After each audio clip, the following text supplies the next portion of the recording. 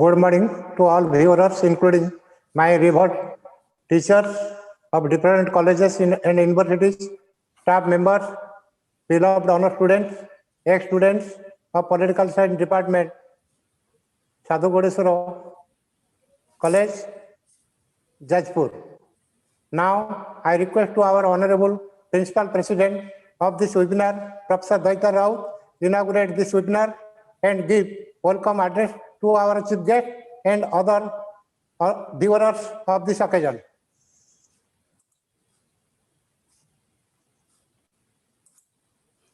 Principal, sir. Good morning to everybody who are taking part in this webinar organized by Department of Political Science of Sadhu Godeswara Mahavidyalaya.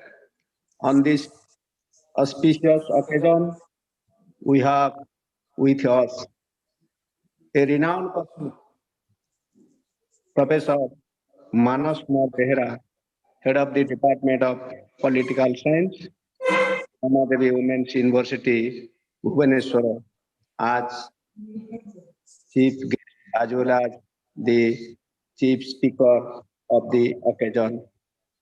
I again welcome you, sir. You were with us in the past, also today, and you will be with us in the future. I again request all the participants to hear our guest recently. Now, I request Head of the Department of Political Science, Professor Purnachandra Behera, to give the introduction of our guest and continue the webinar. It is a great pleasure for me to introduce our chief guest, Dr. Manas Kumar Behera. Today, the webinar topic is Human Rights and Democracy. This topic will be explained of our honorable chief guest. Dr. Manas Kumar Behera is presently working as a head of the Department of Political Science, Ramadevi Women's University, Bhubaneswar, Odisha. He has teaching experience 30 years in UG, PG and MPhil level. He is an acclaimed researcher at a national, international level. He had more than 50 publications in national, international journals. He had presented papers and acted as a research person in more than 100 national, international seminars. He is the Vice President of Odisha Political Science Association. He is the member of Syllabus Committee and Board of Studies of different universities and colleges. He is also President of Odisha Government College Teachers Association. He is the co-author of Political Science Textbook or +2 of Odisha Textbook Bureau. He has authorized in many edited volumes. Again, I would like to request our chief guest to address the viewers of this webinar. Thank you.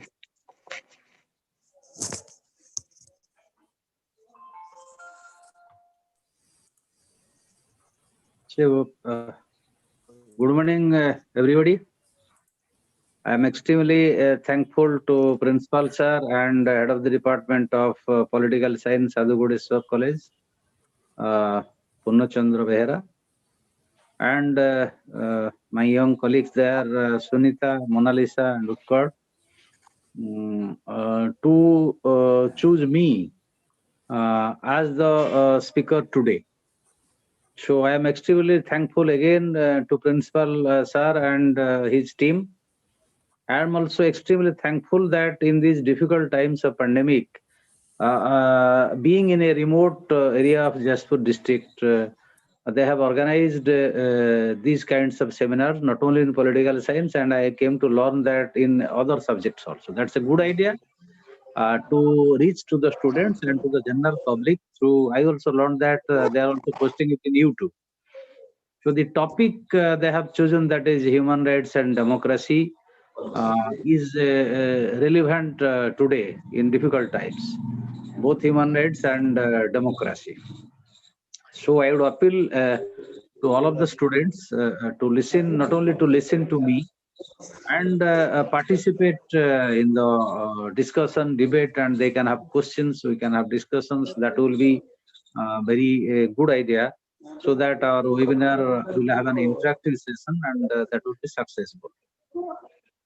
So, dear students, I hope all of you will understand English, and some of my students are also there, and some of my colleagues from different parts of the states are also there. So, I'll be encouraging them to ask questions on this session, because from my experience in different seminars at the international and national level, unless you have interactive session, you have active participation, these seminars or webinars lose life. So it is very good idea. It's a very good idea to have questions and answers. So now let us come to the topic. Can we ask whether democracy is important or human rights are important? Which is primary? Which is secondary? Or they are equally important? Both are equally important, both human rights and democracy. So can democracy survive without human rights? Or can human rights exist without democracy? So it's not a question of contradiction or dichotomy between human rights and democracy. It's a question of supplementing each other, complementing each other. So democracy emerged, the discourses of modern democracy emerged out of the struggle for human rights. If you go to history, and we'll also go to history, we'll see how democracy emerged on the basis of rights. Whether you go to 1688, peaceful, glorious revolution in England, whether you go to French Revolution in 1789, or 1776 American War of Independence and the Declaration of the Rights of Men and drafting of the Constitution. And then you have this Russian Revolution, Indian Revolution, and Chinese Revolution. Wherever you go to the revolutions in history throughout the world, in the history of mankind, from the origin in embryonic form in Athenian democracy till today. So interestingly, you will know that we are celebrating 2,528 years of democracy in this year, in 2020. And we are approaching the last part of 2020, and we are approaching 2021. So we'll be going to 2,529 years of celebration of democracy or history of democracy. 2,520 years, 8 years back, we started democracy in Athens, in Greece. So how democracy originated in Greece? We cannot have a scope here for a detailed discussion of the history of democracy. We have to see democracy in the context of human rights, and the human rights in the context of democracy. That is very crucial to have a proper understanding. And the current challenges in the age of globalization today and in the age of pandemic, what is the relation of human rights and democracy to corona virus, to pandemic management? That we'll discuss. What is the relation of democracy and human rights to globalization? That is important, that we'll discuss. And I expect questions from my dear students and others present here. So in Greece, all of you know, democracy started as demos and kratia. Demokratia is the term, and demos, you know, people, and kratia is the rule. So rule of the people. But people were not an inclusive term or concept in Athenian democracy or during the periods of Greece.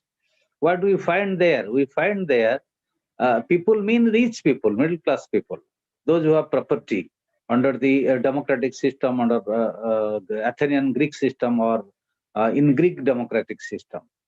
So what we find, slaves were not allowed to participate in the democratic process in Athens. Poor people were not allowed to participate in the democratic process of Athens. Women are not allowed to participate in the democratic process of Athens. And apart from women and slaves, the foreigners, those who are outside from Greece, they are also not allowed to participate in the democratic process of Athens. So what we find from there, democracy started its journey in Athens and in Greece in a very limited manner, in a very exclusive manner, not inclusive manner. So democracy allowed a limited kind of people to have a place in the democratic space that created in Athens. Then on, we have a feudal system. We have in the medieval times, and democracy lost its relevance, lost its journey, lost its space in these historical times of feudalism. So, if you analyze the causes of this in a Marxist framework, in a class framework, you'll find because of the class nature of feudalism, because of the political economic dynamics of feudalism, during that period, there was no democratic space. Democracy was not allowed because it does not allow to survive democracy because its own logic of its own survival. Because feudalism cannot allow democracy to survive itself. So the feudalism needed an authoritarian system, required an authoritarian system for its own political and economic survival. That's why there is no scope for democracy.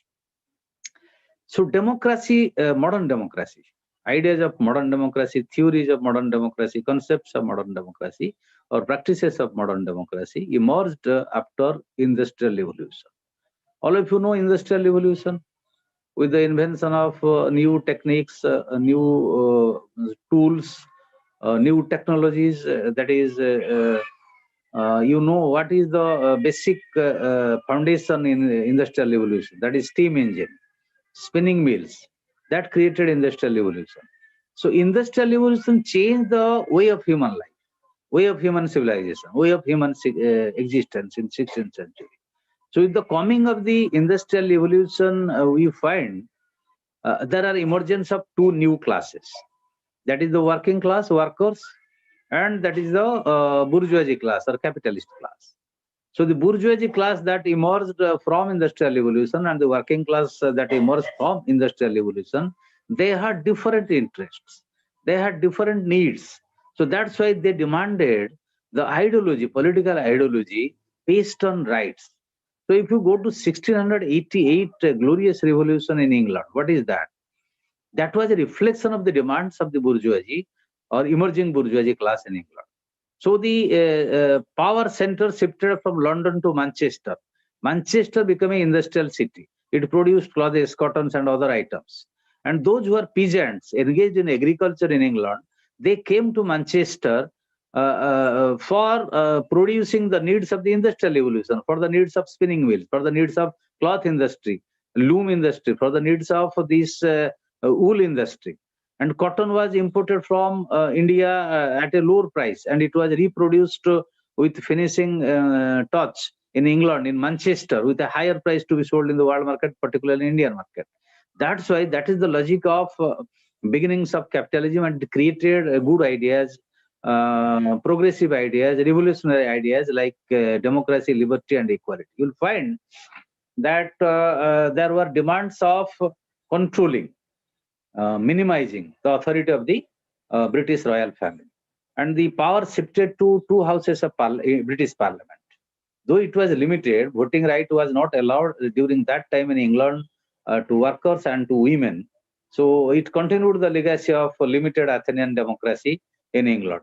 So England is called the mother of all democracies in the world, and the first democratic government or first democratic movement and first democratic political system emerged in England. So 1688, though it was a bourgeoisie revolution, it was progressive and revolutionary in many ways. It limited the authority of the British feudal system led by British royal family or British king or queen. It also gave some scope to the propertied people, to the middle class people, even not to the women or workers. Later on, but it created the path, opened the path for democracy. The second decisive, the second important, the second crucial revolution in the history of mankind is French Revolution in 1789.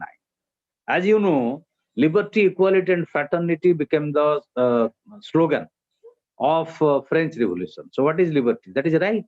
What is equality? That is a right. What is fraternity? That is a right. So this is right-based democracy.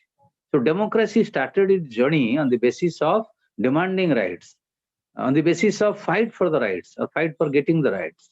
So that's why in 1789 was more radical than 1688 or than the glorious revolution of England.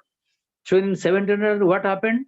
It was a challenge to the most authoritarian regime, one of the most authoritarian regime, that is of Louis XVI, who said, I am the state. What does it mean? I am the executive. I am the legislature. I am the judiciary. So all combined together became the most authoritarian, most dictatorial system, political system in history of political science or history of politics or history of mankind. So that was challenged by the French Revolution, by Rousseau, by Voltaire, by Montesquieu. So the historic lining of the famous book of social contract by Rousseau, man is born free but everywhere is in chains, is simply it is simply a assertion that man is having a natural right. You'll find, which you'll find in Locke and other. So question is, so is it unmuted? Hello, am I audible? Sir, please continue, sir. Okay. So it shows that unmute video has been unmuted. Anyway, thank you. So question is, French Revolution accelerated the process of democratization in the world, in the French society. So it created its journey on the basis of the two basic fundamental rights of human being, that is liberty and equality, right to liberty and right to equality. So why I am stressing? Because we have to contextualize democracy in view of human rights and human rights in view of democracy. So what I want to say is that the very fast journey of democracy, very emergence of democracy, creation of democracy, idea of democracy, theory of democracy, practice of democracy came in the context of human rights. So there cannot be any kind of separation between human rights and democracy. So in French Revolution, we find Montesquieu, who said or who gave the theory of separation of powers. That is executive, legislature, judiciary, the three important organs of the government, crucial organs of the government, must be separated from each other, must be clear. There cannot be any dominance of one over the other. So this was because of the background of Louis XVI's authoritarian regime and conglomeration of all the three powers in one hand. So that was a democratic step to ensure that there should not be misuse of power by a single authority using three authorities. So that was the emergence of theory of separation powers. So later on, you go to 1776, American War of Independence and American Constitution, and the Declaration of the Rights of Man there, and also the Declaration of the Rights of Man in French Revolution. Here is a lacuna, here is a democratic deficit. That is the question of gender. We'll come later on, but I am just referring. The declaration is the Declaration of the Rights of Men, not of women. So that was very important because women have been excluded from the democratic process from the beginning, from Athens to England to France to America, everywhere in all these big revolutions that changed the course of human history. So far our rights or democracy is concerned, you will find women did not have any place in that dynamics of democracy or in that theorization of democracy. So later on, you will see Locke came, Hobbes came, Rousseau came, all these social contractualists. So they believed in the theory of natural rights. So rights became central to the discourses of democracy or liberty or equality or liberalism. In all these three writers, you will find that rights are natural to man. So here the theory of human rights that said, normally we believe as students of political science, most of us have the misconception that rights are originating from states. States are giving rights. No, this is wrong. This is wrong theory of rights. States are not giving. Rights are natural. Rights are ensured by states. Rights are given legally or guaranteed legally by the states. It is not the creator of rights. State is not the creator of rights. So if you accept the proposition, the idea, the theory that states are giving rights, then the state may take away the rights. Or normally you will arrive at the conclusion the states are taking away the rights. They have the right to take away the rights of individuals or human beings. So we should not believe in this theory or accept this theory that states are the creator of rights, states are the sources of right, not. So that is it is based on the ideas of Locke, Hobbes, and Rousseau. This is social contractualist who said that states are created out of a social contract and out of on the basis of the natural rights of men and women living in that society. So we find till 1789 or 1776 till 18th century that this is the history of, this is the journey of liberal democracy, or we can say capitalist democracy. One thing you will find, one important right is sacrosanct, sacred in the theory of all these liberal democrats. What are that right? That is the right to property. Right to property have not been questioned. Not in Athens, not in France, not in America, not in England and other countries of the world which became democratic. So then let us come to First World War, 1914. So 1914 to 1918 or 19, we find a great big war covering all the European nations of the world. I don't want to go to the history of World War or consequences or causes of the World War. That is not my job here. What I want to say is that that is a turning point in human history in which there were the significance of the rights of men were declared in post-war situation by the European democratic states. So that is called the first wave of democracy. So in the first wave of democracy, where we find first wave of democracy after First World War. The European nations, they become democratic nations. All the European, almost all the European nations. Then we have a second wave of democracy that came after Second World War. So you find after Second World War, German became democratic, which was under the rule of the one of the most authoritarian dictatorial governments, that is under Hitler. Then Italy became democratic. In then the third. So in 19th century Europe, we find the first wave. Then in post-war, First World War, after we find the second wave. Then in post-colonial world, after Second World War. In the second wave, we find Italy and Germany became democratic countries. They defeated this fascist rule of Hitler and Mussolini. Then after Second World War, we found that post-colonial sociological post-colonial period, because Second World War signaled the death knell of colonialism and imperialism. So we found the African nations, Asian nations, they became democratic nations in the third wave. And in fourth wave, we find the Latin American countries, the East European post-communist countries, they became democratic. So this is, as you have already known, the first generation of rights, second generation of rights, third generation of rights. So we have four waves of democratization in the history of mankind. First wave is 19th century, that is modern democracy in 19th century, European nations. Second wave, you find after First World War, you find Europe and other Scandinavian countries. And in the third wave, you find this German and Italy and other countries of Asia and Africa in after Second World War. And fourth wave, after Second World War and after this demise of Soviet Union 1989, all the East European countries which were communist societies under the leadership of Soviet Russia, they became democratic countries, which we call as fourth wave. So now the challenge is democratic movement. We have not defined them as fifth wave, but the wave is continuing as the fight between democracy and global authority. That is neoliberal globalization. We'll later discuss and come to that point. So these four waves of democracy are based on basic rights.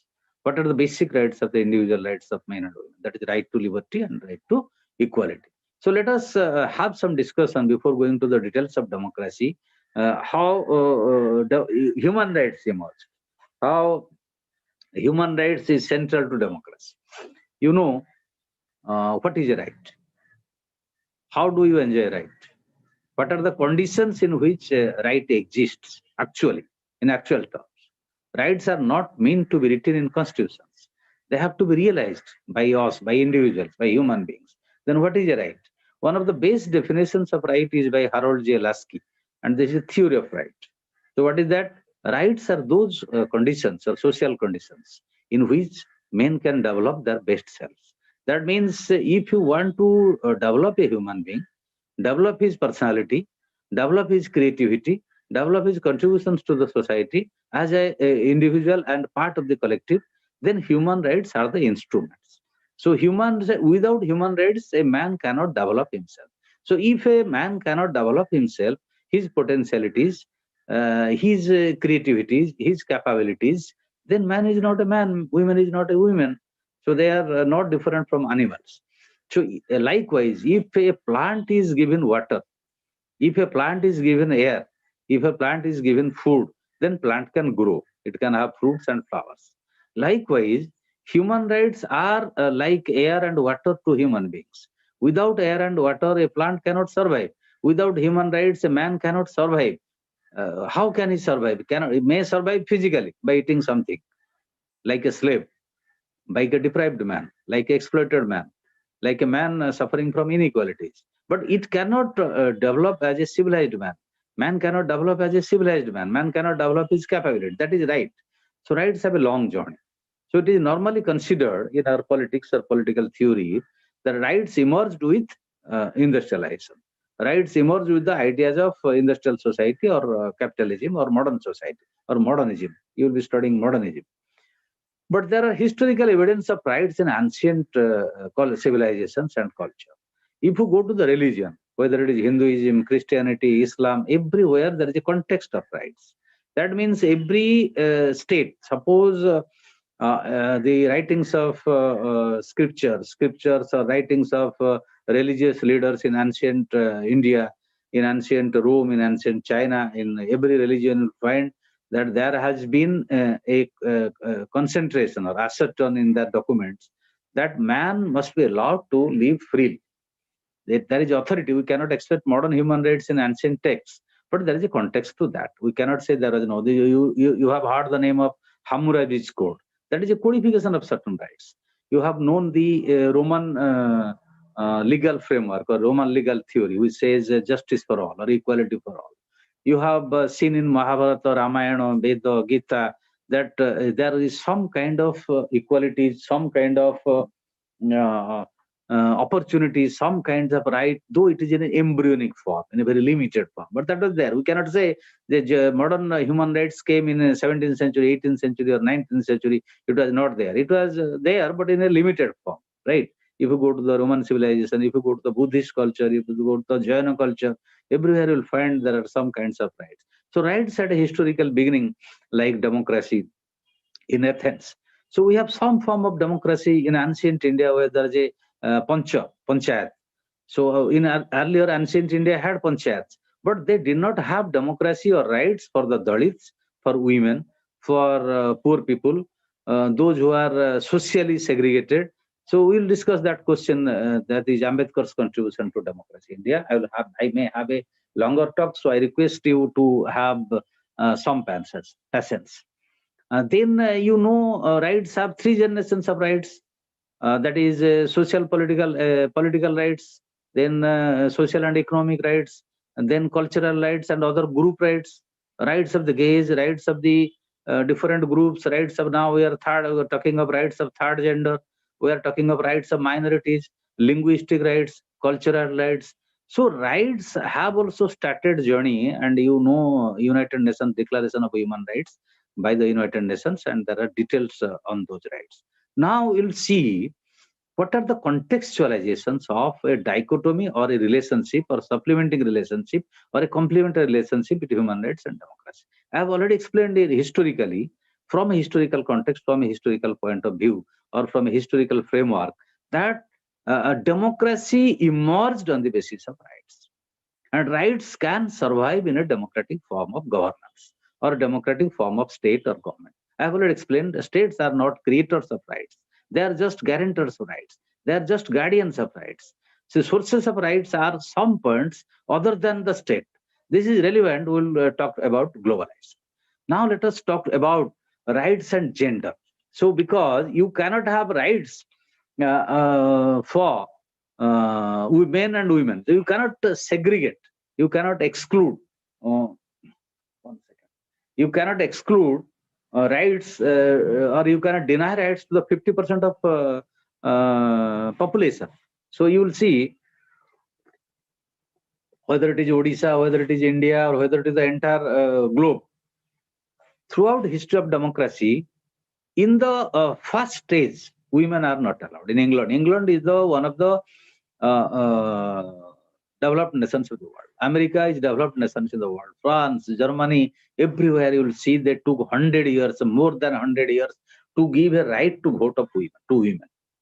This is horrible. So here is a concept the students must know. We are talking of gendering democracy. What do you mean by gendering democracy? Democracy needs to be gendered. That means democracy must have equal, sufficient space for women. You cannot have a gendered democracy in Indian Parliament where is 7%, 8%, maximum 11 point some percent of women are there. You have 700 some odd seats. You have 250 seats in Rajya Sabha and 543 seats in Lok Sabha. So in combined together, you have a population. So 50% of the seat must be occupied by Indian women. Now you can say your democracy is inclusive. No, your democracy is not inclusive. You cannot democratize the parliament. If you cannot democratize the parliament, how can you democratize the society? In Pakistan, you say Pakistan is a conservative society, Pakistan is a backward state. That is right. Pakistan is conservative, Pakistan is backward than India, it is fighting for education, health, etc. But there are more percentage of women parliamentarians in Pakistan parliament than in India.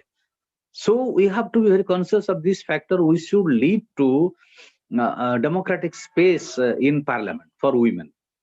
So the space in parliament must be gendered. That is the biggest challenge today with us, right? So in the history of democracy, we find people have to fight, women have to fight. And you know, I'm just, I don't have time to go to the details. I just give you one historic example that our girl students must learn. John Stuart Mill, you have heard the name of John Stuart Mill. John Stuart Mill, when the Reforms Act in 1832 came in England, that denied right to vote to women. Reform Act in 1832 denied right to voting to women in England, but others are allowed. So when other men people are allowed, male persons are allowed, women are not allowed, there is a protest. John Stuart Mill gave a petition to India, British Parliament, and that was signed by 1499 people, one sort of 1500. And that bill was defeated in British Parliament by a vote of 134 to 75. So 75 people voted in favor of that bill, and 173 people voted against the bill.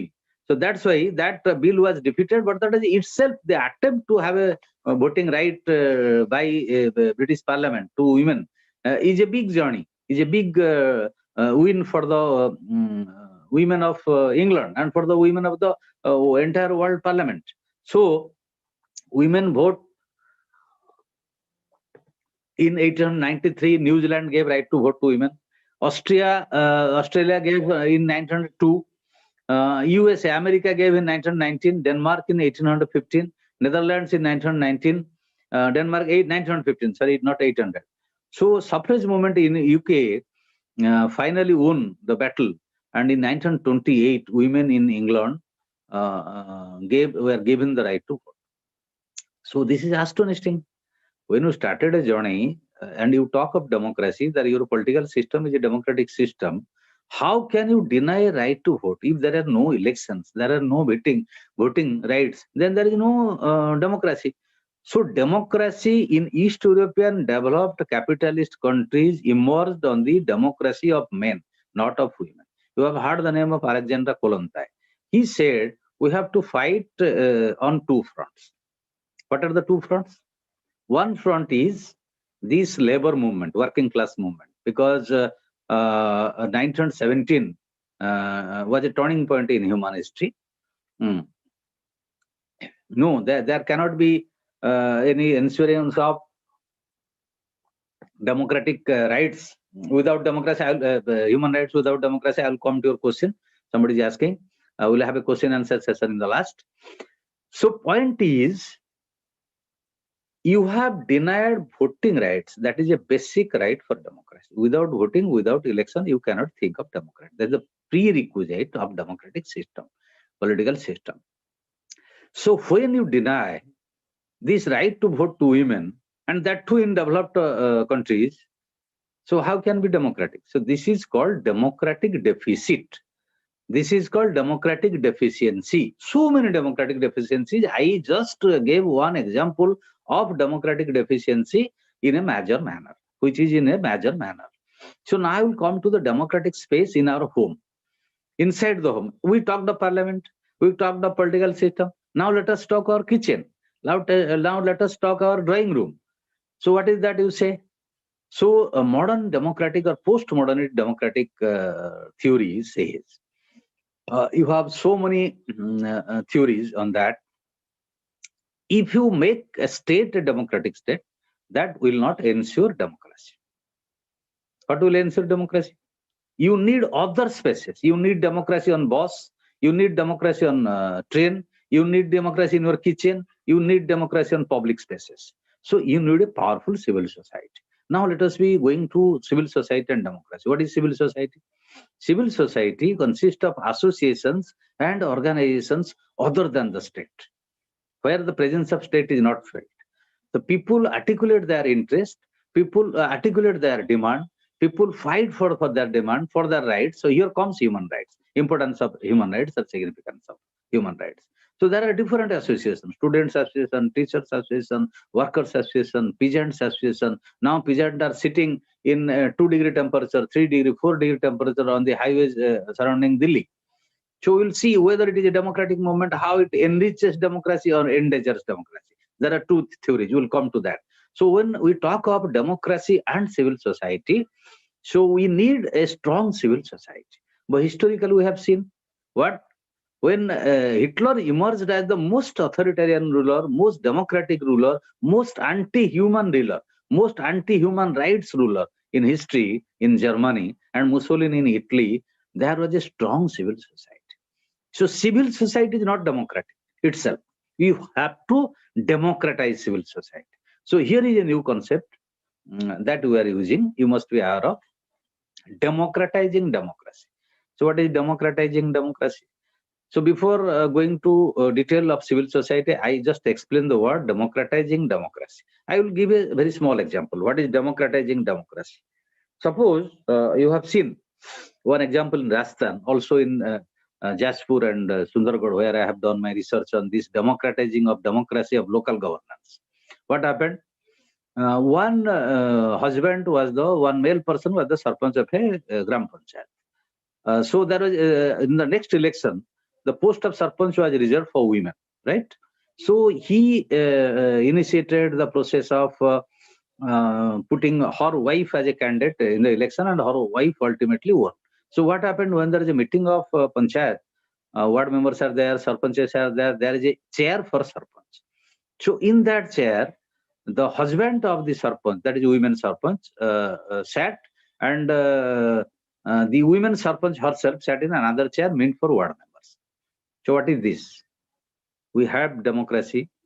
There was a vote. There was election. The lady got elected by a majority as the sarpanch of that gram panchayat. Her husband is no more a sarpanch. The husband officially, legally, democratically does not have a right to enter to the meeting of the gram panchayat, but he sat there, and that too on the chair of the sarpanch, right?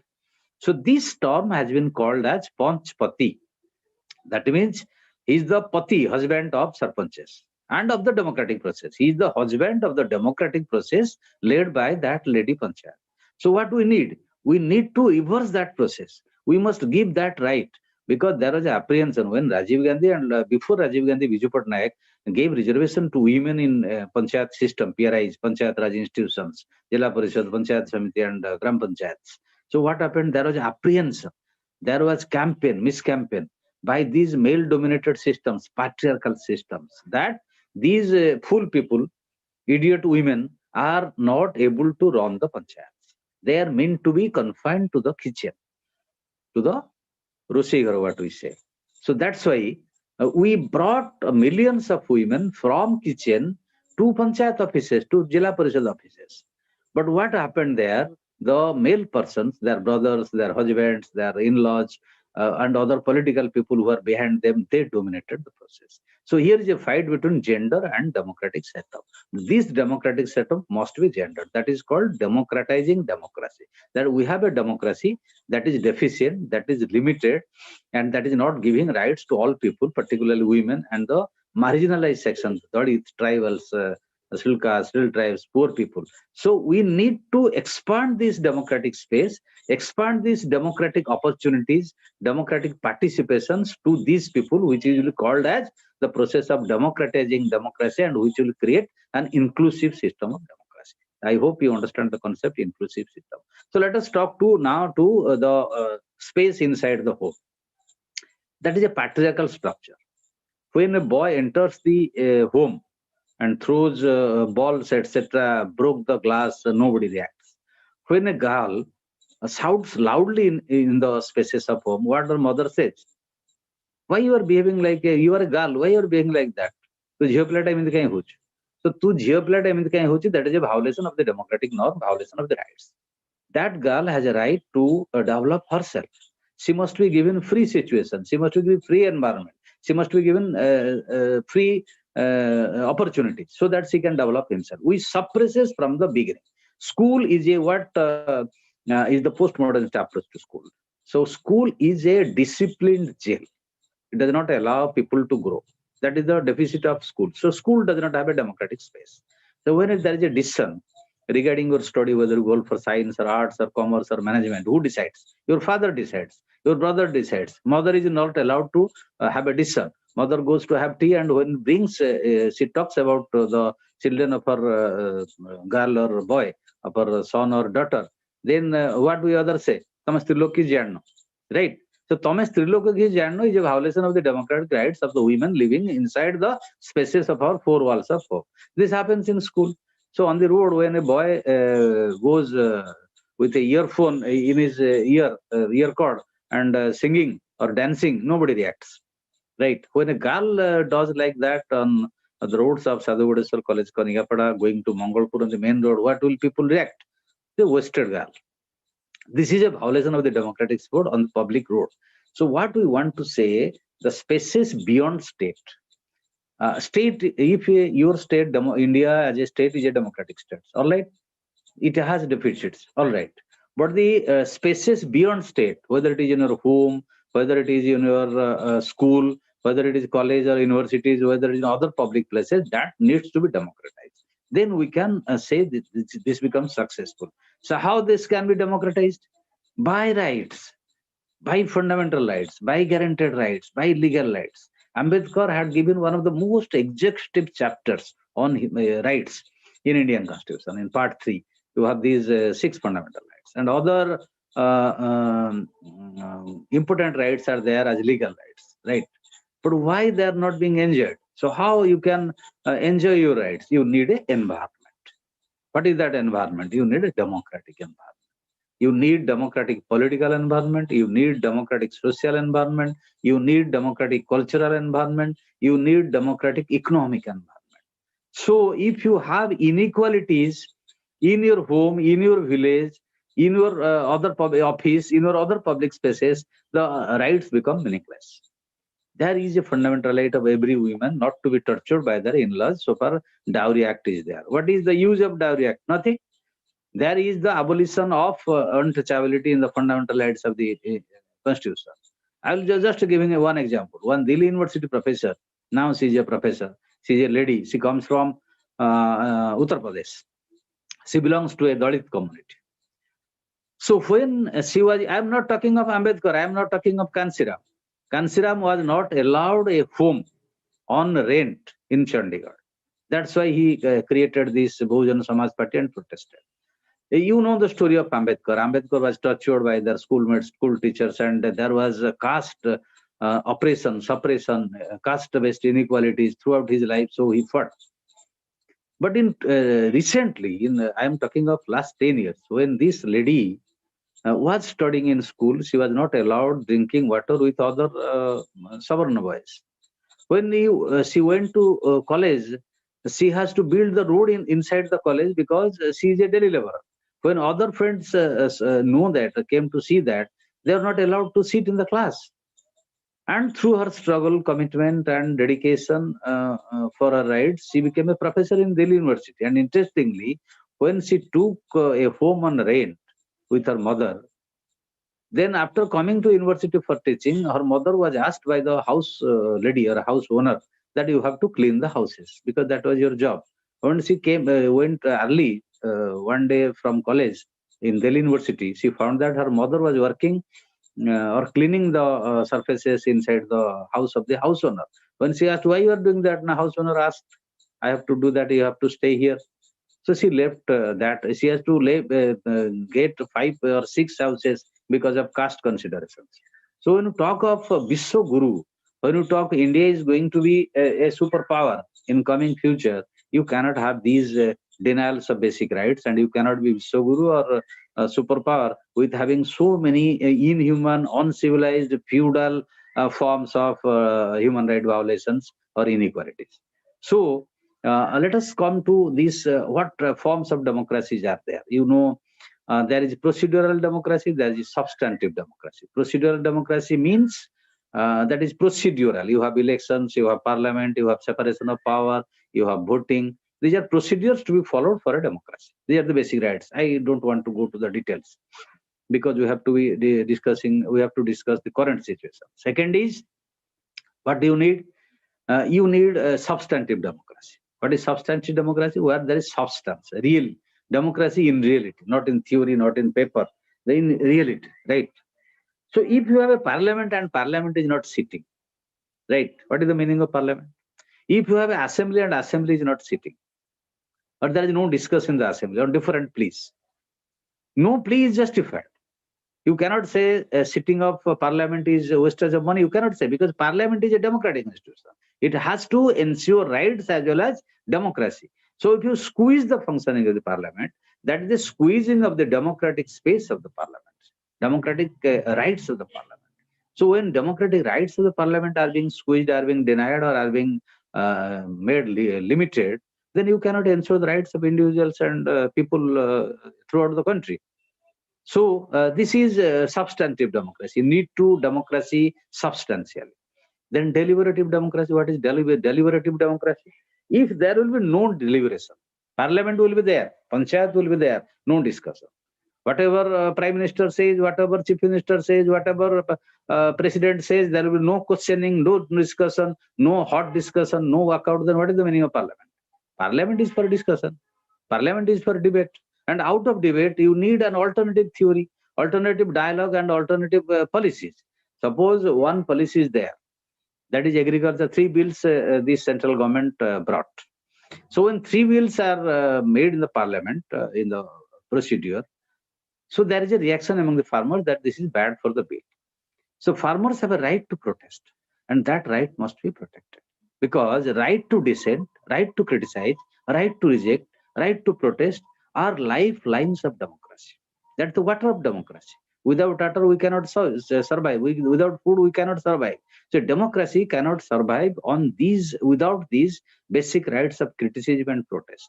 Because out of criticism, out of protest, criticism not for criticism's sake, protest for not for protest sake. You need substantial, you need deliberation, you need debate, and out of these dialogues, out of these conflicts or cooperation, there will be alternate emergence of alternative policies or better policies that has been passed in the parliament or assembly. So that is substantive democracy. Then you have democratizing democracy. I have already explained democratizing democracy. You need representative democracy. That is based on the contractualist. That means I am sending my representative, because we cannot have direct democracy in all states or all countries. So we need a representative democracy, but that is very limited because representatives you have in Switzerland the right to recall. That means if you are not satisfied with your representative, they can recall. But India and other representative democracies of the world, you don't have a right to recall. Interesting to know that Putin declared that it will continue for president for 25 hours. What is this? Is it democracy? There will be no election and Putil will be made president for coming 20 or 25 years. This is not democracy. So this is horrible. You cannot have democracy or rights. What is the right of the people? What is the meaning of right to vote? If a prime minister or president declares and it is accepted in the parliament in the country like Russia, that president will continue for another 25 years, so automatically it dilutes the right to vote. Whom do I have to vote? If I cannot vote for my prime minister or president or chief minister for another 25 years, and in another 25 years, millions of voters will die, so what will happen? So it will be meaningless. So let us come to current debates on democracy. So I'll be talking of globalization and democracy and Facebook and democracy. So what is the relation of Facebook to democracy? Let us, because young students are there, they're using Facebook, WhatsApp, social media. So what is the relevance of democracy, human rights to Facebook and social media? So you know media is regarded as the fourth pillar of democracy. But media is not democratic. Why media is not democratic? I'm saying, suppose World Bank is there, International Monetary Fund is there, big corporations are there, multinational corporations, Ford is there, Ambani is there, Adani is there, Tata, Birla, Dalmi, and global corporations are there, Chinese Alibaba store is there. So huge corporations, those who have budget more than country's budget. Are they democratic? Are they democratically accountable? Who is deciding who is the governor of World Bank? Who is then the member of the governing board of World Bank? Who are the members of governing board or managing committee of the International Monetary Fund? Who decides? We are not deciding. Is there any vote? No. So apart from state, these big corporations, non-state institutions must be democratic, must be accountable. And there are certain rights of the people to be reflected in their deliberations or discourses or policies. But they have been kept beyond democracy of the state. Now we have a right to question whether they are democratic, why should not be they democratic. So in this logic comes the media. So media is a powerful force, you know. What is the role of media? There is a famous book that there are 4 arguments to abolish television. You can tell me, sir, this is bad, you are talking mad. Why should we abolish television? We cannot live without television. Why you cannot live without television? When there was no television, people were not living, or people were dying. Before television, invention of television or coming of television, people were dying. So why cannot you live without television? Now you say, I cannot live without Android phone with WhatsApp and Facebook facility or internet facility. Whenever I open my eyes in the morning, early in the morning, 3 a.m., 4 a.m., 5 a.m., 7 a.m., 8 a.m., I first search for my mobile phone, Android mobile phone. It has become part of my life. Why? You are connected to that. Connected to what? Not to the phone. People in the phone through Facebook and WhatsApp. So 1/3 of the world population, 2.2 billion people, are connected with the Facebook. That's a huge family. But who is the owner? Mark Zuckerberg? No. Mark Zuckerberg is earning a salary per annum annually.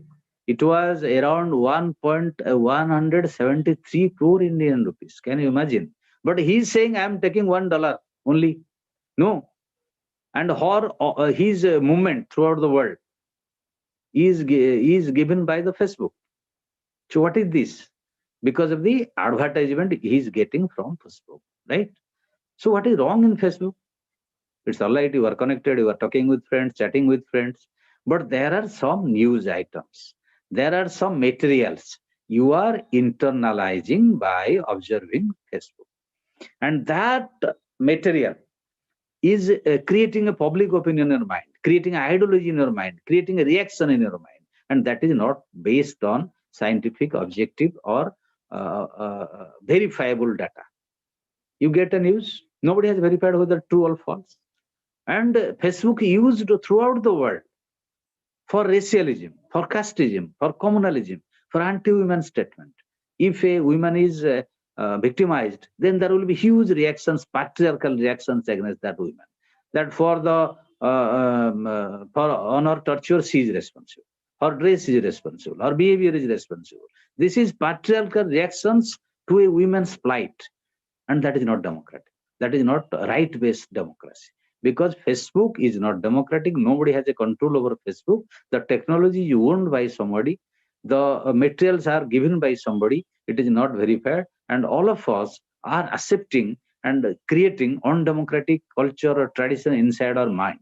So that is a big danger now, because the content that is being supplied through Facebook, that is being given as a food, ideological food or information food to our minds, we are not questioning that. We don't have capacity to question that. We don't have a right to question that. So there are alternative voices, but alternative voices are being suppressed by the Facebook. Facebook is not allowed.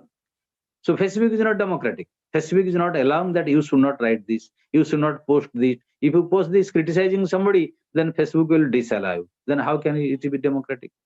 You cannot give message in WhatsApp which is detrimental to the Facebook interest. So Facebook has a interest. So when there is a interest, that is not democratic. Then we'll go to globalization. You know, globalization started in the 80s by Margaret Thatcher and Ronald Reagan. So am I getting late, Puno? Hello? Hello? Hello? Hello, sir. Am I getting late or can I continue? No, sir. You can continue, sir. Acha. So,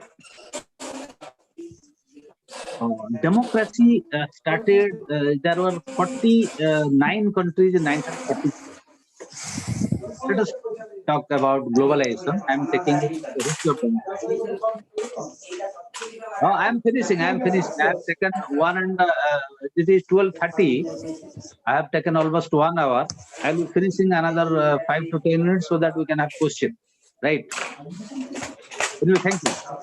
So, what is the problem with neoliberalism? I'm just giving you a very interesting data. In 1943, we have only 9 democratic nations, right? In 1943, we have only 9 democracies in the world. Now in 2010, we have 87 democracies in the world. So now in 2020, last period, we have 4 or 5 democracies, but it is almost 100. Understood? So please be silent. One thing, unmute your audio. In 1943, we had only 9 democratic countries in the world. In 2010, it came up as 87. So now we have more than 100 democratic countries in the world. That's a good achievement. But there is a negative trend. What is the negative trend? According to one American study, the approval rating of democracy, that is how people are satisfied with a democratic country. The approval rating have declined drastically. What is the approval rating? In 1958, 73% people are satisfied with their democracies. But in 2015, only 19% of people are satisfied with the democracies. So the approval rating, if you find, during periods of Nehru, it was almost more than 70 or 80%. During Indira Gandhi's emergency era, it declined. Again, it came back. But in present times, it is declining seriously. So the approval rating means the citizens of a country, whether they are satisfied with the functioning of democracies in their own countries, and it becomes a study. This is an interesting fact, because democracies are unable to deliver. Why? Some people say people are not conscious. Earlier, people were conscious. With the growth of education, how they become unconscious. I am just giving another data. There, in the last election, not 2019, in 2014, I am talking of. In that election, there was a village known as Bali Shankara in Sundargarh district, which is the bordering village of Chhattisgarh. Most of the people living or voters living in that village are uneducated, illiterate, poor people. But the voting rate, voting percentage of their booth was more than 87%. More than 87%.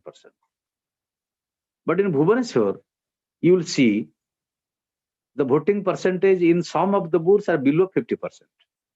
And the voters are mostly educated, highly educated, graduates, middle class people, educated people, conscious people. So what we learn from this? Educated people are not participating in the voting process. Uneducated people are participating in the voting process. So who has a stake in democracy? Those who get benefits from democracy. These people are enjoying their rights, but they are not discharging their duty. But these people who are daily wage earners and suffering from problems of migration, forced migration, they are going to voting booth. These educated people don't want to be in the queue in the voting booth. They need privileges. So there is a difference between rights and privilege. What is the privilege? If they are VIPs, if they will go to the booth, they need that we should be voting faster, skipping the queue. We should not stand in the queue.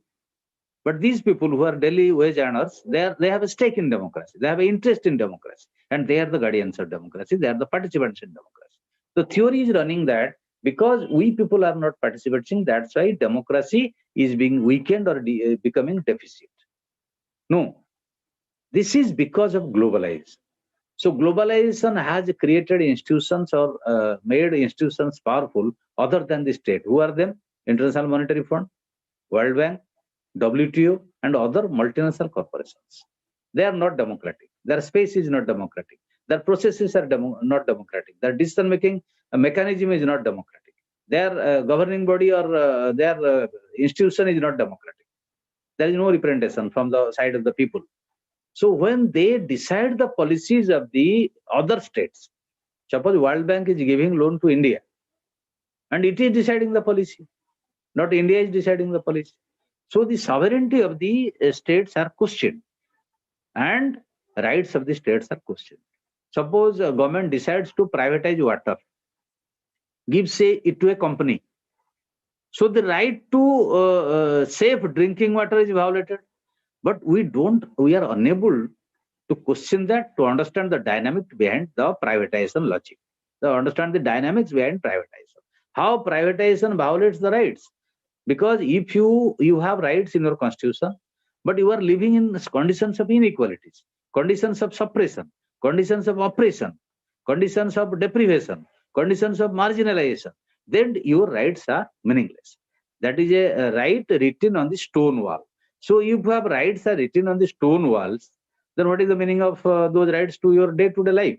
So we need rights for our day-to-day engagement, for our day-to-day interaction, for our day-to-day confrontation, for our day-to-day enjoyment of freedoms. So we need basic rights. Now rights has expanded in its scope. We need rights to safe life, not only safe life, safe health, safe education, safe drinking water, safe movement. So we need all these rights. So states are guarantor of rights. States cannot create rights. We need a society that is equitable. We need an economy that is equitable. But there is a clear contradiction between globalization and a democratic society. How? Because globalization does not guarantee rights. It touches rights indirectly. Globalization uses a very radical language, very inclusive language. They cannot ensure rights. So neoliberal capitalist globalization that is based on privatization and liberalization and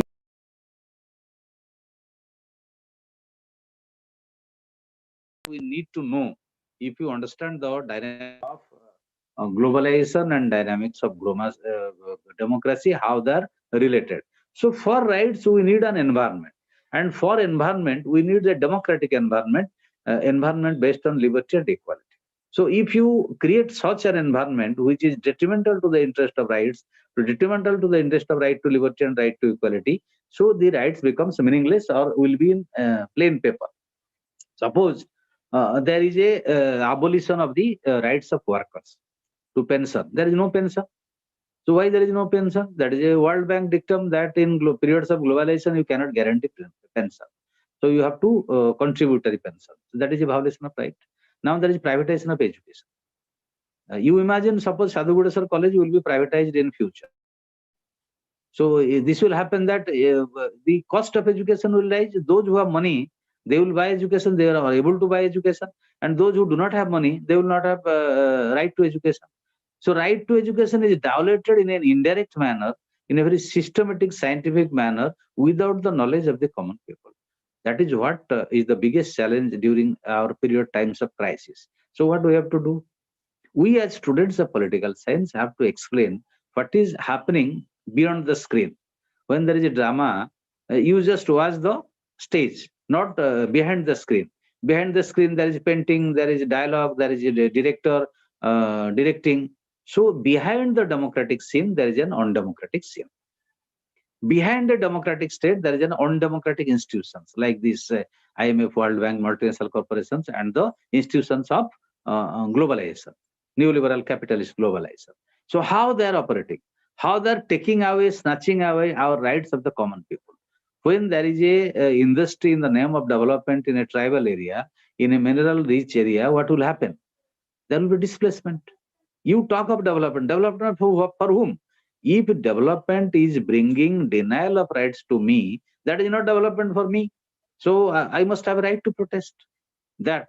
So state has to ensure the rights of people to live there. So if they are displaced out of compulsion, you need to use for industry, then you have to give them compensation. You have to give them livelihood. You have to give them right to home, right to education, right to school, etc., etc., etc. So you will declare that, but you will not give that. So that is where comes the role of the state and of civil society. So civil society, if you go by the theory of Gramsci, Gramsci is an Italian Marxist, was put to jail by the fascist government, and he wrote sub notes and this theory of hegemony. What is hegemony? Hegemony means, suppose I am just giving one example. Fasting. What is fasting? You know fasting. Women are made to fast in our culture, in our religion. In every religion there is fasting. Why should women will fast? Why not men will fast? Because this is a patriarchal mechanism to dominate women, to hegemonize women. What is the meaning of hegemony? That means a woman from her early childhood to adulthood, she learns from her family, from her school, from peers, from society, that it is the duty of women to fast in the name of religion or in the name of God for the well-being of the family. Why the women has monopoly right for the welfare of the family? Why not other male members? So this is a culture ingrained within us. Likewise, there is a culture ingrained in us that if you go for English medium schools, you will have better knowledge. That if you go for private universities, you will have better knowledge. This is created within us through media, through agencies, and now through Facebook and other social media, other forms of social media. So social media has been hegemonized. The contents in the social media has been hegemonized. So the concept of hegemony is detrimental to the interest of rights and to the interest of democrats. That's why we need to develop a capability of explaining, capability of analysis, capability of understanding what is happening behind the screen. So unless we understand that, and it is a responsibility, it is a challenge to the students of political science to find out the real reason behind any event, any talk. We will not be emotionally taken away by anybody's speech, whether he is a world leader or national leader or local leader. We have to find why he is saying this. What is the reason behind saying this? What are the factors responsible for saying this? That's why what we need, two things: question, question, question, doubt, doubt, doubt, read, read, read. Three things we need. We have to question everything. We have to doubt everything. And for understanding this, we have to read everything. We read valuable materials. So in the historical journey of democracy, now we find whatever appears democracy, that is undemocratic. Whatever appears right-based development, that is a denial of right. And we as students of political science must find out the reasons behind this. That is the biggest challenge. I told you, suppose there is a movement of farmers in the roads of Delhi. How do we see it? There are two theories. Government is saying this is the benefit of farmers. Farmers are saying this is the benefit of Adani and Ambani. So what is the real thing? We have to question that. How can you question that? Land is based, that is central to agriculture. Peasant-based agriculture, not farm-based agriculture. So globalization says, you have studied surplus value. I am not explaining surplus value. That is the logic of capitalism. When there is a stagnation in the production process in one sector, two sector, five sector, or in many sectors, right? So question is, when there is a stagnation, capital searches new areas of investment. In pre-independent areas, Tata was producing steel. Tata is a steel company. Now Tata is not only a steel company. From small things to big things, everywhere there is Tata. Tata is producing salt. Tata is running airlines. Everywhere you find Tata. Originally, Ambani or Reliance was a cloth company, producing clothes, dresses, sarees, etc. Now Ambani is everywhere in India, in the world. Originally, Adani is a oil producing company, eating oils or cooking oils, Fortune, etc. Now Adani is everywhere managing ports. Bhadrak, Dhamra port, it is managing and taking other ports and airlines. So this is a diversification of production. That is the logic of capitalism. When this enters into agriculture and plans to enter into agriculture, because this is a new area, now it has already entered into education. Earlier, education was a private good, public good.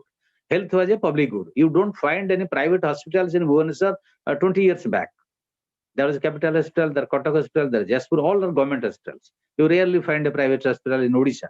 Now where you enter Bhubaneswar, there is a high-tech hospital, and you leave Bhubaneswar for Khordha, there is a Amri hospital. So everywhere you find in Bhubaneswar big hospitals, big corporate houses, and that are called killing hospitals, because whenever you enter there, you will be charged such a high price, then you will be killed not by disease but by the cost of your treatment, right? So what is that? That is privatization of health services. You find the private universities in Bhubaneswar, and the cost of public policy in Sri Sri University is about 3 lakh or 4 lakh. And what is the cost of political science honors in Sadhu Bodheswar College? What is the difference? Is there a difference of quality? I don't think you need, you are not getting better education there, or you will be getting a higher qualitative education there. It's not like that. It is a theory campaigned, propagated by the vested interest under corporate capital or corporate education or corporate health. So this capital is searching agriculture as a new area to penetrate, to enter. So that will be a violation of the rights of the peasants, rights of the agricultural laborers. I am the owner of my land. I am the owner of my agriculture. When a company says, and there is a contract, and the contract says under the new law that you cannot leave the contract, either of you, unless you have a understanding. If both of you will not agree, then nobody can leave. So what does that mean? I am becoming a slave or partial slave of the new corporatization of agricultural system for which peasants are protesting. So you are campaigning there X, Y, Z, negative, bad, etc. That is not like that. So question is, we have to find out the real reasons behind any phenomena, any policy, any rule, any event. So that's why I am saying, as students of political science, the biggest challenge before us is that whatever appears, that is not correct. Whatever is real, that is correct. So we have to find out the gap between reality and appearance. So democracy appears very good, rights are very good in constitution, but the Dalits all over the India, poor people all over India, tribals all over India, women all over India are not entitled to their rights guaranteed in the constitution. So what Ambedkar is saying, how he defines democracy. So interestingly, you will find, you have not, I'm just showing a quotation of Ambedkar. Interesting, you have not studied Ambedkar in terms of democracy. You have studied Ambedkar as father of the Indian Constitution and so on. So what Ambedkar says regarding democracy, it's a form and method of government, and whereby revolutionary changes in the economic and social life of the people are brought without bloodshed. The system which brings revolutionary changes, you understand revolutionary changes, without bloodshed in your economic and social life. What is the meaning of revolutionary changes in our economic life? I have a right to work, I have a right to pleasure, I have a right to pension, I have a right to rest, and I have a right to livelihood. What are social? I have a right to equality, social prestige. All women in their houses must have a right to equality, must have a right to dignified living. You cannot torture women, you cannot misbehave women, you cannot dominate women. That is the logic inside the democratic space in houses. That is possible under democracy. But is it possible now? Is it happening? So it is interesting in 21st century when we are talking of becoming a superpower. There is serious caste system. What happened in Hathras, in UP? What is happening everywhere, all over the world, all over India? What happened in America? A black man was killed by the white soldiers. There was a black and white racial riot, almost reactions throughout America. America is the most developed nation in the world. America is the most powerful nation. Then I will finish with the democracy and relationship with corona pandemic. Corona is a disease, is a virus. We are not new to the virus. Human civilization from the beginning is confronting virus, is engaging virus and developing new methods through medicines, through other forms to control challenge virus. But viruses are there. Wuhan is a city symbolic of globalization. Wuhan is the Chinese city where virus was created. I am not going to the theory whether it was created by China, whether it is created by anybody, or eating from animals or their eating habits, whatever it may be. It's not new. It was earlier. SARS-1 was there, SARS-2 was there, and this Corona-19, COVID-19 is there. So question is, viruses are not new.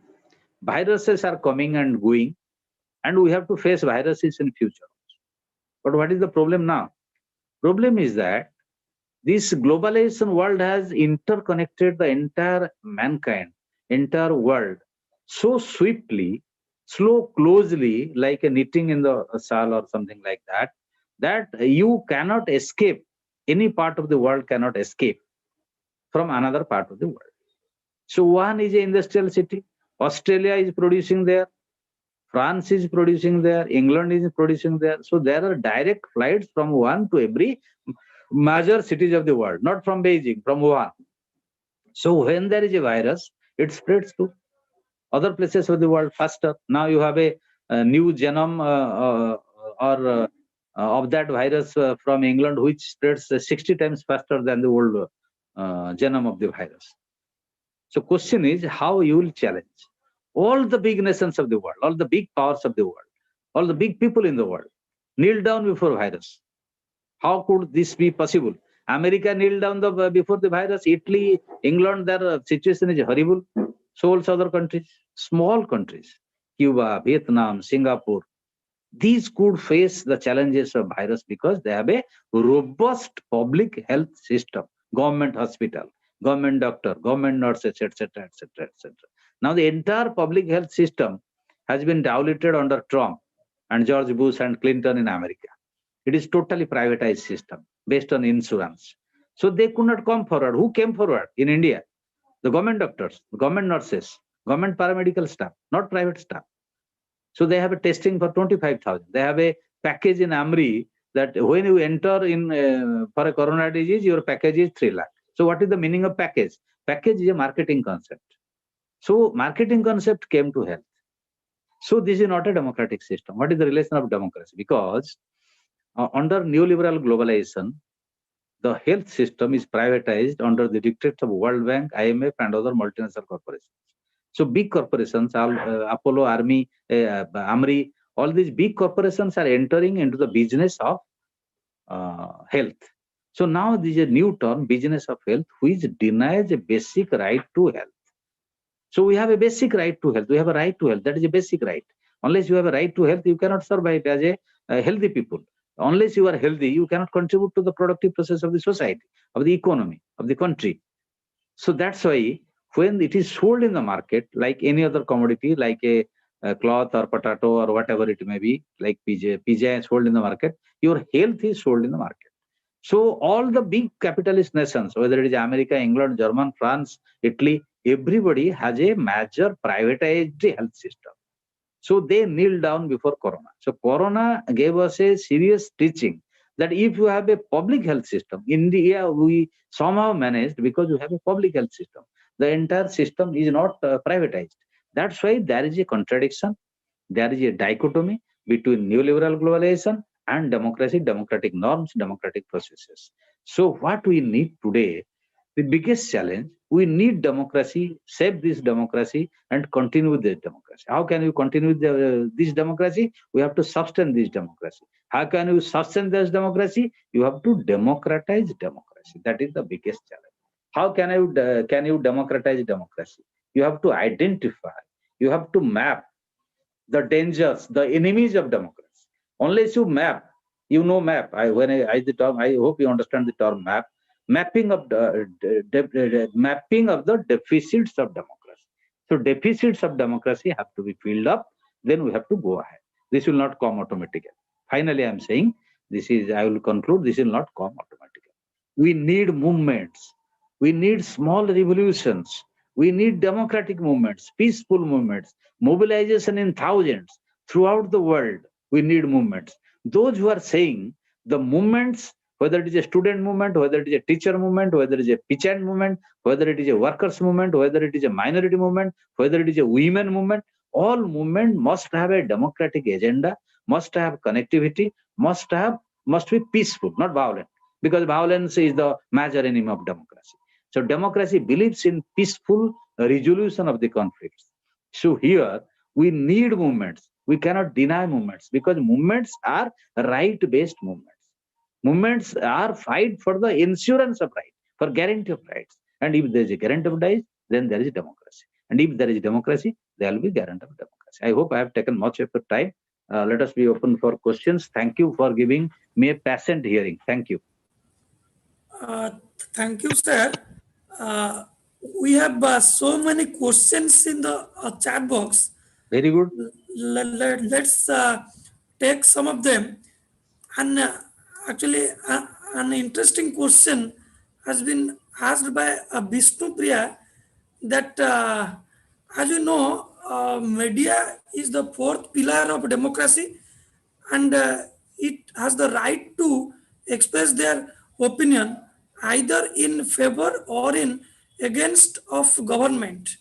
But the moment media criticize the government tries to suppress their voice.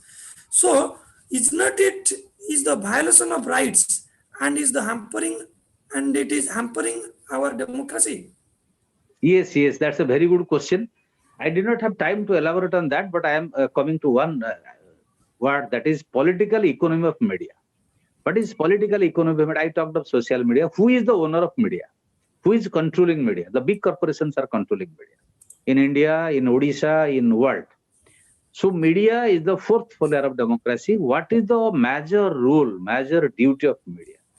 The duty of media is to expose the government. There are many people to appreciate the government. That is the ruling party, ruling establishment, ruling mechanism. If the government does a very good thing, so media should appreciate. It's a good thing. But the major task of media is to expose the government, is to show to the public what is deficit in the government, what is wrong with the government, what is the wrong with the policies. So by that people will be aware. So media's major function is to make people aware what is happening around them, what is going on around them, what are the wrong policies of the government. So today, not only in India, in the world also, there is growing intolerance towards the criticism of the states. So states are behaving in a very undemocratic manner. So Indian state is not right now tolerating any kind of dissension to its policies. Many professors are in jails, are in are under attack because they are criticizing the government. So when media criticizes the government, then is a tool. What I've said in Facebook regarding Facebook is a media, social media. If you post something criticizing the government, there is a troll. There is troll army. They will misbehave you, attack you, criticize you, use bad languages. So that is not a democratic space. So likewise, media as the fourth pillar has a major responsibility to shape, to sustain and deepen and take democracy further. But this is not happening, not only in India, in the world. That's a good question, and this is the answer. Next question is? Sir, another interesting and an important question also. It has been asked by our college faculty. I mean the HOD of zoology, Professor Devi Prasad Sahu sir. Yeah. That sir, please give me the answer that whether Article 370 and 35A was abolished without the resolution of Legislative Assembly of Jammu and Kashmir. Uh, is it right? If the answer is right, then why the politicians of Jammu and Kashmir and other people they demanding that our democratic rights are violated? Where is the wrong on it? Please answer me. That's a very good question so far India is concerned. So there are two possibilities. One is Pakistan is saying there are violations of democratic rights in Kashmir by the Indian state, and India is saying there are democratic rights violations in Pakistan. So each is accusing other. So we should not go by these two theories. We must invent a new theory or third alternative, which is given by the people of Kashmir as well as other people in India and also the world. So what is the third alternative? First thing, whether Article 370, abolition of 370 and 35A, or changing the entire geography of a state, status of a state, is right or wrong. So it's not a question of whether it is passed in parliament or assembly or not. It's a question of whether the people of Kashmir were consulted. So the position, the special position of Kashmir under Article 370 was a historical product, keeping in mind the particular historical situation of Kashmir, which is not parallel with other states of India. So that's if you ask me personally, that's a wrong decision. Second is, you cannot put a population of a particular state, which is part of your state, and you see Kashmir is our integral part. We cannot talk on Kashmir. So when you say that, you cannot deny the rights to internet of Kashmiri people. You cannot stop internet for more than 6 months or almost 1 year. You cannot deny other basic rights. So if you are violating basic rights under the plea of security or other reasons, then that is not democracy. This is simple. Next. Sir, another question is that democracy, it is asked by Rosalind Sahu that democracy is good or dictatorship is good. Okay, if democracy is good, the ruling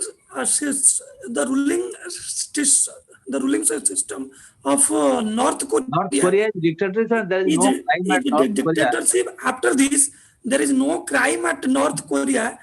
Same to India. Please tell I'm just something. giving a very common example. It's a kind of putting you in chains in your home. Your parents are not allowing you to go outside and giving you chicken, mutton every day. That's a kind of thing like this. So democracy is good or dictatorship is good. That's a very question that I have already answered.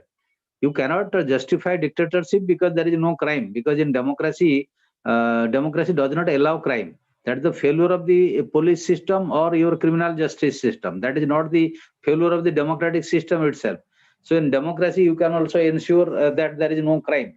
And there are so many dictatorships in the world where there are serious crimes. And when you see that in North Korea, there is no crime, that is a factually wrong statement. There are serious crimes in North Korea which does not come outside, right?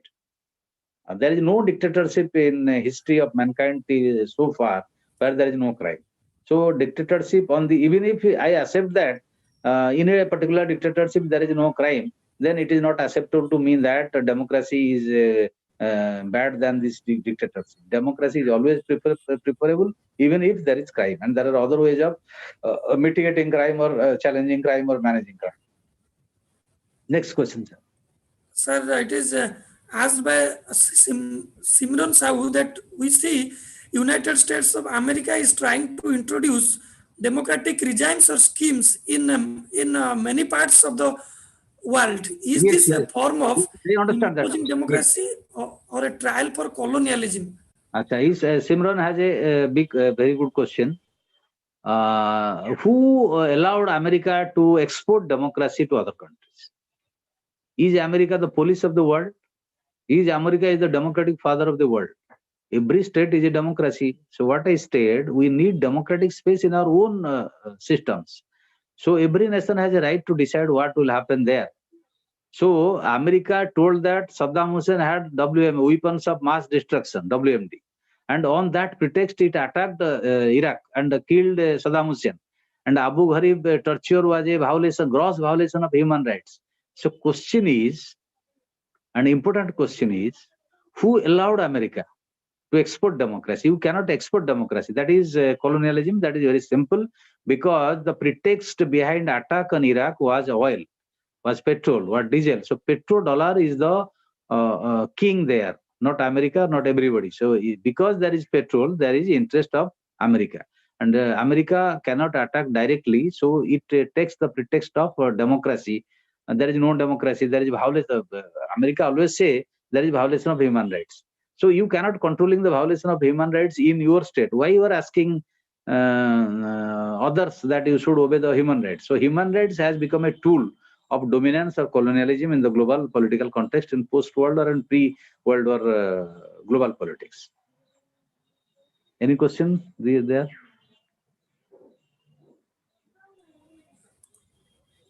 So somebody is asking about bribing governmenting officials, suppressing the voice of person who wants to complain about the problem. So this is a kind of RTI. You have Right to Information Act.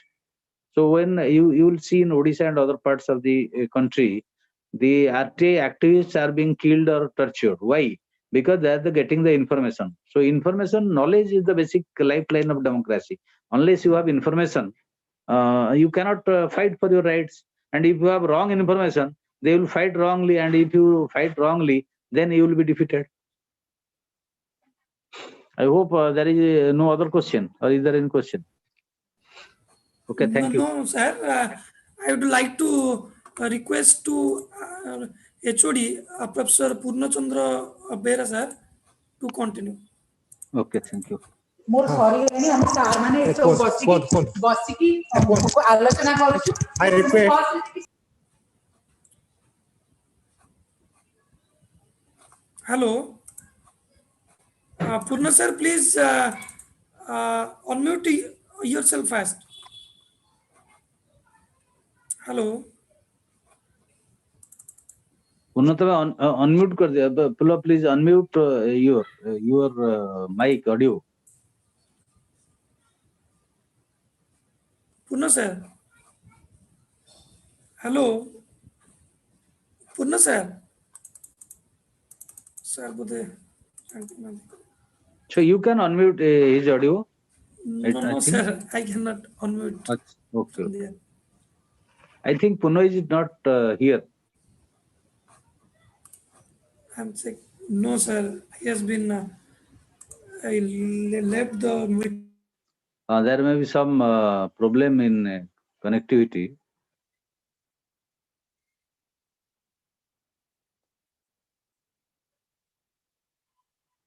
He's there. He's there. So we cannot ask to unmute. I have asked you unmute. Puna is allowed. Puna, hello. He has not joined. He is coming to join. Joining. No, he's joining. I allowed him. I admitted him because there are some technical problems for which he left. He is joining. He has some connectivity problem. He is sitting in the department. Yes, sir. Yes, sir. He is joining.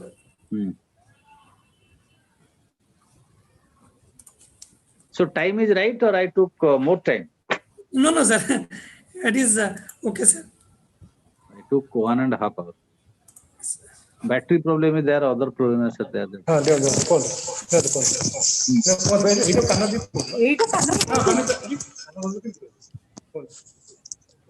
Ganesh sir सुबिला Yes. Please continue. At first I thank Principal Mr. Doitari Raut of SG College, Jajpur, for presiding this webinar session. I thank Chief Guest Dr. Manas Kumar Behera of Ramadevi Women's University, Head of the Department of Political Science, who agreed to spend his valuable time in spite of his busy schedule. His speech is very insightful and informative. I hope students will get benefit, students and teachers will get benefit from that. And I thank our HOD, Purnachandra Behera, Mr. Purnachandra Behera, who took all the pain to make the webinar successful. I thank other faculties of other colleges and students of other colleges who attended and participated in the webinar with great enthusiasm. I thank Ganesh Ponda, Mr.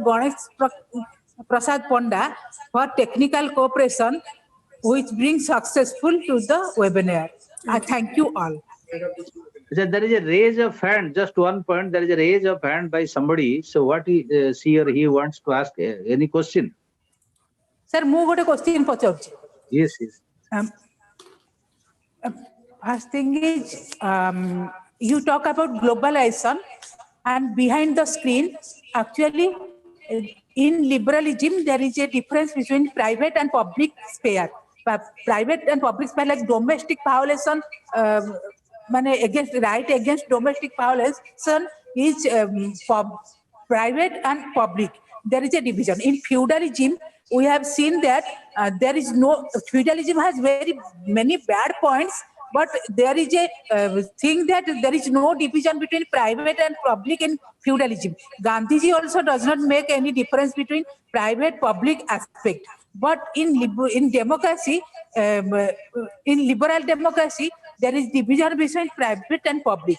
And another question is, there is 3 phases of human rights. First phase is civil political, and second is economic social, and third is collective rights, right to develop and right to peace, which is create a civil society substantially independent of state system. So how to manage the civil society and state? Who has more power? Whether state intervene in civil society or civil society intervene in the state? Then another is, the thing is that North, that sangare similarity kari kote pacharuchi amara civil, political, economic, social, cultural rights and third generation of rights. Generation by kintu human rights ko east west, like east west, north south. North re developed country man roile, south re underdeveloped country man roile, Afro Asian Latin American country man roile.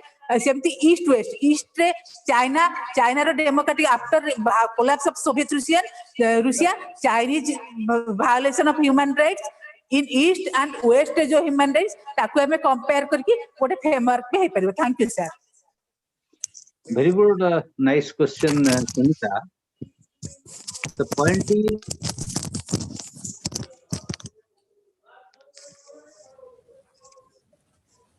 private dichotomy. First is you want to have a discussion public and private dichotomy. So this public-private dichotomy confining women to private space or creation of a private space comes from the political economy of controlling women's labor.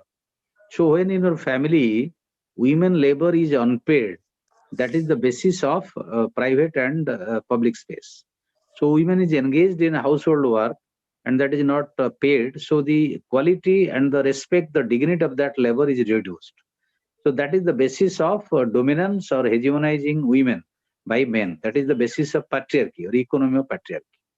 This is number one. Second, you asked about this civil society and state, who is powerful. Obviously, state is powerful and state is always have the hegemony over civil society.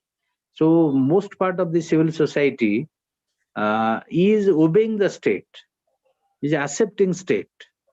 So this space is not utilized to engage state or challenge the wrong policies of the state. So it was Gramsci who first identified this space to be utilized for developing alternative policies. Third, you talked of human rights between north and south, east and west. So that is another aspect of seeing things, but human rights in general all over the world depends on a friendly environment. So when you deny development and when there is a division like inequality among people, so when you have inequality among nations, you have developed nations and poor underdeveloped nations, and there is a control of the resources, that is colonialism, imperialism, exploitation of the resources, natural resources in the developing countries by the developed countries. So that is colonialism, that is imperialism. So that is a violation of the basic rights of those people. That is obvious. Thank you. Thank you. End of this webinar.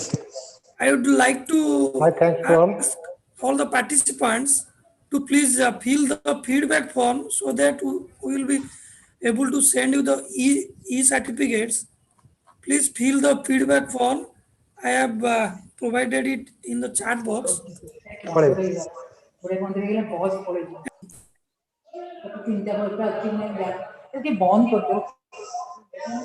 Hello, sir. Sir. Thank you all. Okay, sir. End of this webinar. Okay, sir. Thank you, sir. Okay, thank you. Thank Thank you. you to all.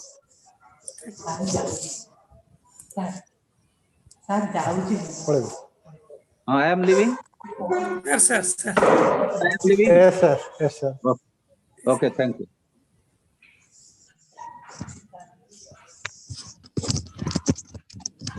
Madam, follow you all.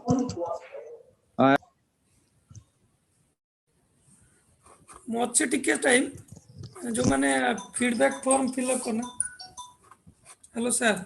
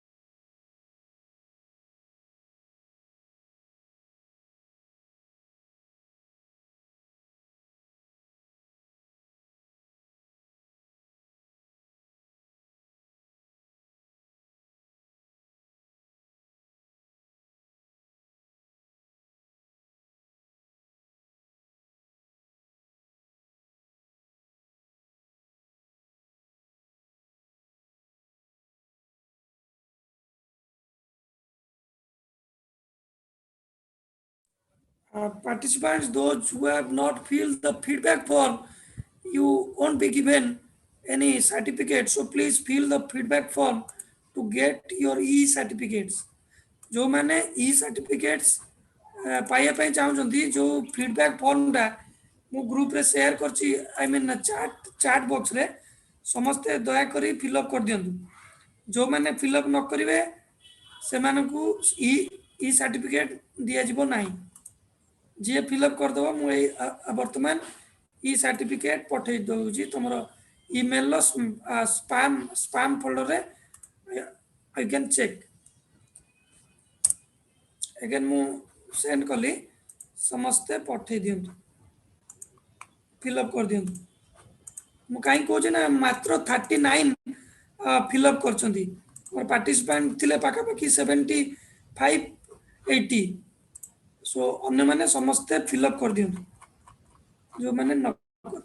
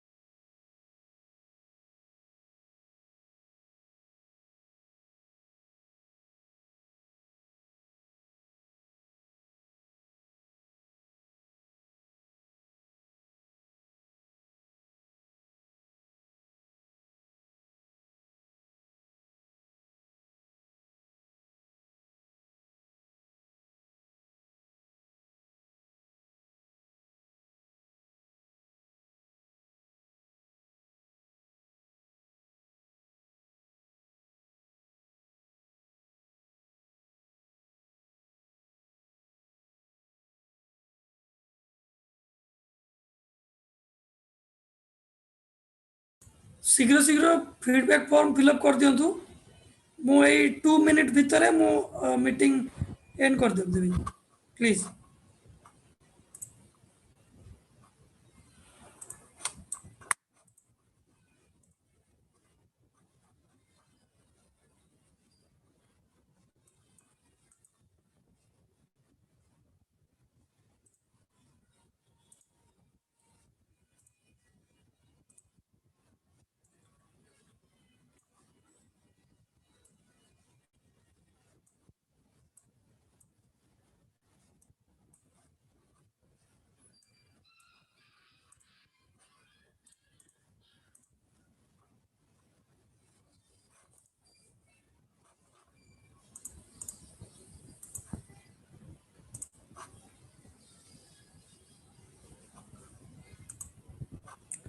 जदि तुम प्रियंका मल्लिक तुम email ID भूल जदि हो गला एबे ठीक email ID रे पुणी मैंने कर दियो हला अच्छा मते कहला तुम तुम ईमेल आईडी टा कोन मत लिखि देल ये ठीक ईमेल आईडी टा ये लिखि दियो मु कर दूची मु ये आई मीन रेक्टिफाई कर दूची प्रियंका मल्लिक ना कौन तुम ये चैट लिखि दियो मु ठीक कर दूची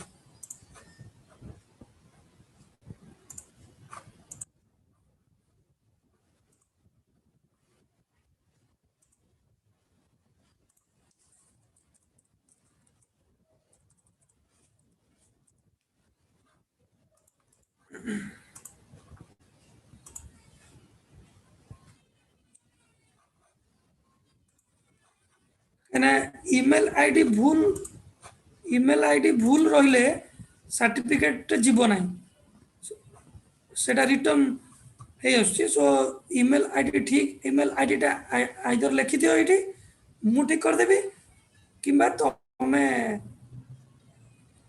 सर ई सर्टिफिकेट कोथरे मिलियो कोथरे माने कोन रे जो ईमेल आईडी तमे देइथिबो से ईमेल आईडी को ई सर्टिफिकेट वर्तमान बुझी पळेबो अधघंटा भितरे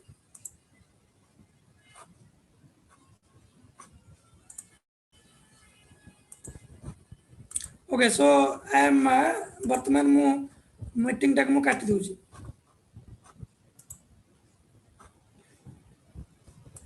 ओके प्रियंका मु ठीक कर देली